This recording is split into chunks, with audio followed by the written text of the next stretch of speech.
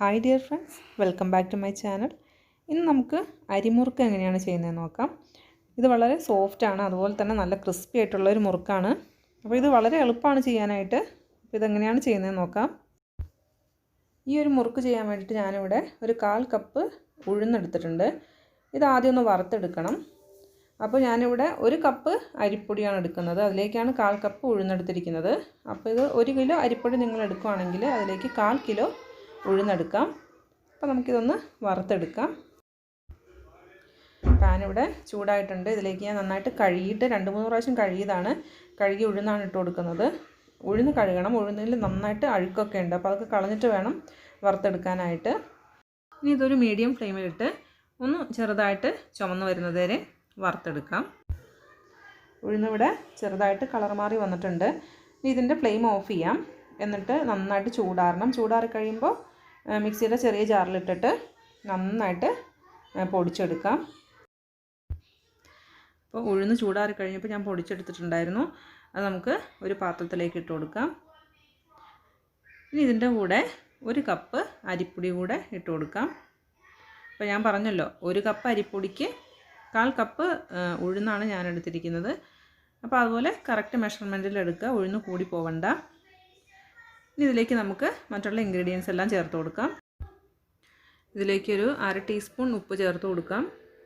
ഉപ്പ് ചേർത്തിട്ട് പിന്നീട് ആവശ്യമുണ്ടെങ്കിൽ ഞാൻ വീണ്ടും ചേർത്ത് കൊടുക്കാം. പിന്നെ 1/2 ടീസ്പൂൺ നല്ല ജീരകം ചേർത്ത് കൊടുത്തിട്ടുണ്ട്. പിന്നെ ഒരു 1/2 ടീസ്പൂൺ പോലെ എള്ള് ചേർത്ത് കൊടുക്കാം. പിന്നെ ഇതിൻ്റെ കൂടെ ഒരു നുള്ള് കായം അതുകൂടെ ചേർത്ത് കൊടുക്കാം. കായം കൂടി പോവരുത്, ടേസ്റ്റ് മാറും. പിന്നെ ഒരു 1.5 ടീസ്പൂൺ നെയ്യ് ചേർത്ത് കൊടുത്തിട്ടുണ്ട്. നെയ്യുടെ അളവ് വേണമെങ്കിൽ കുറയ്ക്കാം. ഇവിടെ കുറച്ച് നെയ്യ് കൂടുതലുള്ളതാണ് ഇഷ്ടം, അതുകൊണ്ടാണ് 1.5 ടീസ്പൂൺ ചേർത്തിരിക്കുന്നത്. ഇനി ഇത് എല്ലാം കൂടെ ഒന്ന് നന്നായിട്ടൊന്ന് മിക്സ് ചെയ്ത് യോജിപ്പിക്കാം. എന്നിട്ട് ഇതിലേക്ക് ആവശ്യമുള്ള വെള്ളം ചേർത്ത് കുഴച്ചെടുക്കാം. പച്ചവെള്ളമാണ് ഞാൻ ചേർത്തിരിക്കുന്നത്, ചൂടുവെള്ളമൊന്നും ആവശ്യമില്ല ഇതിലേക്ക്. ഇതിലേക്ക് ഒരു 1/2 ടീസ്പൂൺ മുളക് പൊടി കൂടെ ചേർത്ത് കൊടുക്കുകയാണ്. ഞാൻ ആദ്യം ചേർക്കാൻ വിട്ടുപോയതാണ്. ഇത് താല്പര്യം ഉണ്ടെങ്കിൽ ചേർത്താൽ മതി. മുളക് പൊടി ചേർത്തില്ലെങ്കിൽ കുറച്ച് കളറ് കുറവായിരിക്കുമെന്ന് മാത്രമേ ഉള്ളൂ. അപ്പോൾ ഒരുവിധം വെള്ളം നമുക്ക് ആവശ്യമുണ്ട് ഈ ഒരു മുറുക്ക് ചെയ്യാനായിട്ട്. അല്ലെങ്കിൽ മുറുക്ക് നമുക്ക് നന്നായിട്ട് പിഴിഞ്ഞെടുക്കാൻ പറ്റില്ല. പിഴിഞ്ഞെടുക്കുന്ന സമയത്ത് പൊട്ടിപ്പോവും. അപ്പോൾ ആ ഒരു രീതിയിൽ കുഴച്ചെടുക്കുക. ഞാനിവിടെ കുഴച്ചെടുത്തിട്ടുണ്ട്. ഈ ഒരു അളവിൽ കുഴച്ചെടുക്കുക. എന്നാലാണ് നമുക്ക് മുറുക്ക് പൊട്ടിപ്പോവാതെ നന്നായിട്ട് വട്ടം ചുറ്റിച്ച് പിഴിഞ്ഞെടുക്കാൻ പറ്റുള്ളൂ. അപ്പോൾ ഞാനിവിടെ മൊത്തത്തിലൊരു 1.25 കപ്പ് വെള്ളമാണ് ഇതിലേക്ക് ചേർത്തിരിക്കുന്നത്. അപ്പോൾ ഓരോ പൊടിക്കനുസരിച്ച് അതിൻ്റെ അളവ് വ്യത്യാസം വരും. അപ്പോൾ നോക്കിയിട്ട് വെള്ളം ചേർത്ത് കുഴച്ചെടുക്കാം.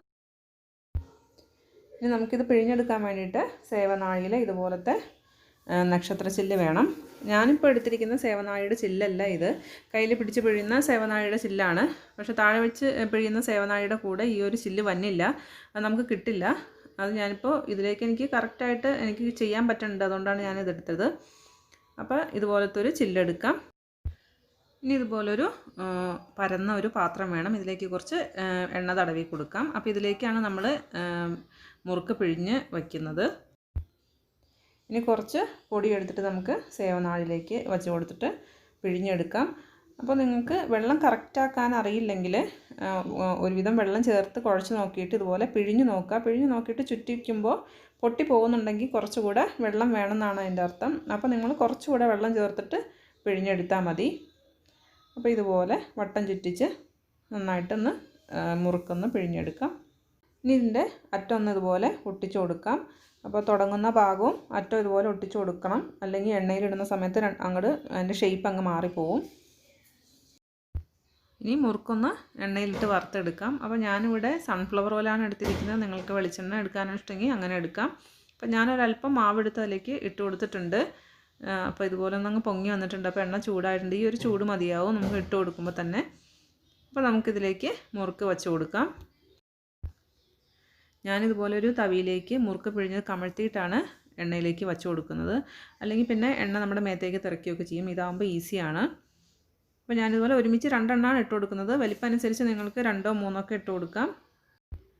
അപ്പോൾ ഇതൊരു മീഡിയം ഫ്ലെയിമിൽ വറുത്തെടുത്താൽ മതി, അല്ലെങ്കിൽ പെട്ടെന്ന് അങ്ങ് കരിഞ്ഞു പോവും. ഞാനിതുപോലെ ഇടയ്ക്കൊന്ന് തിരിച്ചിട്ട് കൊടുക്കുന്നുണ്ട്. മുറുക്ക് ഇവിടെ നന്നായിട്ട് ഫ്രൈ ആയി വന്നിട്ടുണ്ട്. എണ്ണയിൽ ആ പതയൊന്നുമില്ല, പതയൊക്കെ മാറിയിട്ടുണ്ട്. ഇനി നമുക്ക് ഇത് എണ്ണയിൽ നിന്ന് എടുക്കാം. അപ്പോൾ നമുക്കിത് കറക്റ്റായിട്ട് അറിയാൻ പറ്റും. ഒന്നും നമ്മളതിൽ മുട്ടിക്കൊടുത്താൽ ഒരു സൗണ്ട് വരും, ടക്ക് എന്നൊരു സൗണ്ട് നമുക്ക് കേൾക്കാൻ പറ്റും. അപ്പോൾ ആ സമയത്ത് നമുക്ക് ഇത് എണ്ണയിൽ നിന്ന് എടുക്കാം. അപ്പോൾ ഇവിടെ നല്ല ടേസ്റ്റി ആയിട്ടുള്ള കറുമുറ എന്നുള്ള മുറുക്ക് റെഡിയാണ്. ഇത് വളരെ ഈസി ആയിട്ട് പെട്ടെന്ന് തന്നെ നമുക്ക് വീട്ടിലുണ്ടാക്കിയെടുക്കാം. കടയിൽ നിന്ന് മേടിക്കുന്നതിനേക്കാളൊക്കെ നല്ല ടേസ്റ്റാണ്. അപ്പോൾ ഇഷ്ടപ്പെട്ടെങ്കിൽ ലൈക്ക് ചെയ്യാനും കമൻറ്റ് ചെയ്യാനൊന്നും മറക്കരുത്. അതുപോലെ സബ്സ്ക്രൈബ് ചെയ്യാത്തവരാണെങ്കിൽ ഒന്ന് സബ്സ്ക്രൈബ് ചെയ്യാനും മറക്കരുത്. നല്ലൊരു വീഡിയോ ആയിട്ട് വീണ്ടും കാണാം. Thanks for watching.